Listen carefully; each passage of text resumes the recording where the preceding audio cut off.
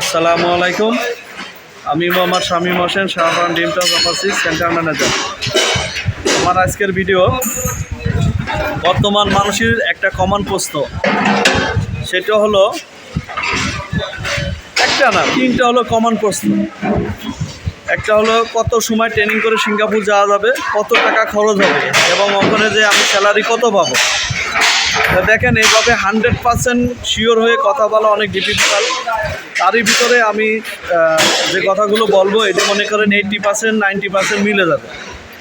সেটা হলো সিঙ্গাপুরি যারা ট্রেনিং করে স্কেল করে সিঙ্গাপুরি যাবে, তাদের বর্তমান না আরও 2 বছর আগের থেকে যাওয়া খরচটা অনেক বেশি এবং এর পরিমাণটা কত সেটা সরাসরি বলা সম্ভব না। এই কারণে এটি ব্যবসায়িক ক্ষেত্রে সরাসরি বলা যায় না, কিছু গোপনীয়তা আছে। এটা সরাসরি আমাদের অফিসে আসবেন, আমরা বিষয়টা ক্লিয়ার করব এবং অন্য সেন্টার যা নেবে তার থেকে আমি কিছু কম নেব, সর্বোচ্চ চেষ্টা করব কম নেওয়ার। এক। দ্বিতীয় হলো প্রশ্ন, কত টাইম লাগবে। এটা হলো আমাদের সেন্টারে বর্তমান যারা পরীক্ষা দিয়ে সিঙ্গাপুরে যাচ্ছে, কারো 5 মাস, কারো 6 মাস, কারো 7 মাস, অর্থাৎ 5 থেকে 7 মাসের একটা টার্গেট নিয়ে আমাদের সেন্টারে আসবেন। তৃতীয় প্রশ্ন হলো আমি কত টাকা স্যালারি পেতে পারি, এটাও বলা ডিফিকাল্ট।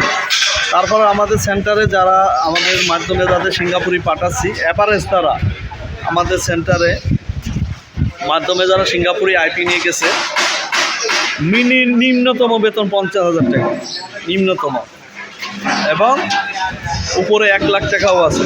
কিছু ভালো টপ লেভেলে কোম্পানিতে যদি কেউ যেতে পারে, এতে 1,20,000 টাকা বেতন হতে পারে।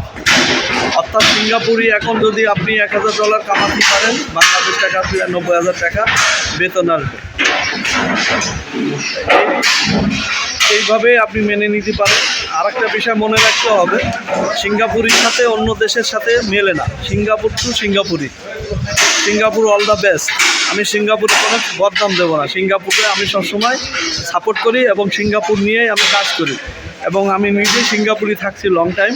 এই জন্য আমি সিঙ্গাপুরের কম বেশি নিয়মকানুন বা ওখানে নিয়ম রেজুলেশন যেগুলো আছে, রুলস রেজুলেশন যেগুলো আছে, আমার আইডিয়া আছে মোটামুটি। কারণ আমিও 12-13 বছর সিঙ্গাপুর থাকছি আর এই সিঙ্গাপুর সেন্টার নিয়ে আমি কাজ করি। এই জন্যই আমার সিঙ্গাপুর বিষয়ে মোটামুটি একটা নলেজ আছে। এবং নতুন যারা আমরা সিঙ্গাপুরে পাঠাচ্ছি, আমরা খোঁজ খবর নিই তাদের ফ্যামিলির বাপ মার কাছে। কেউ বলে 40,000, কেউ বলে 80,000, কেউ বলে 60,000, আবার কেউ 30,000ও পাঠায়। এখন আসি, কেউ 30,000 আর কেউ 80,000। এর কারণটা কি? এখন দেখেন, আপনার ছেলে যদি সিঙ্গাপুরে যে এনিহাও যেমি টাকা খরচ করে, টাকা যদি সংরক্ষণ না করতে পারে, সেই দায়িত্ব আমাদের না, সিঙ্গাপুরি গভর্নমেন্টের না, বা কোনো এজেন্টের না। এই দায়িত্ব তার নিজের।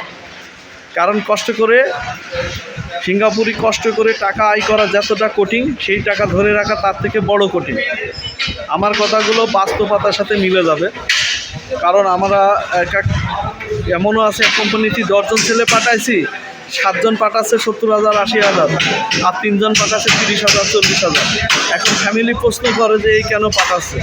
এখন আমরা বলি, দেখেন আপনার ছেলে খোঁজ করবেন, আপনার ছেলে যদি আজে বাজে খরচ করে হয়, এ হিসেবে চলাফেরা করে, এই দায়িত্ব তো আমাদের না, সিঙ্গাপুরি গভর্নমেন্টের না, বা এজেন্টের না। এই জন্যই বলি, টাকা আয় করা যত কষ্ট, তার থেকে ধরে রাখা বেশি কষ্ট। দেখেন, প্রবাসে যারা যাবেন তাদের কিন্তু একটা কথা মনে রাখতে হবে, বিদেশ সারা জীবনের জন্য না। সাময়িকভাবে আপনি 10 বছর 15 বছর থাকবেন, আপনার মিনিমাম একটা অ্যামাউন্ট আয় করে দেশে চলে আসতে হবে। আরও ভিডিও আমি আপলোড দেবো এরপরে। আমার এই ভিডিওগুলো অবশ্যই আপনারা দেখবেন। সবাইকে ধন্যবাদ। আসসালামু আলাইকুম।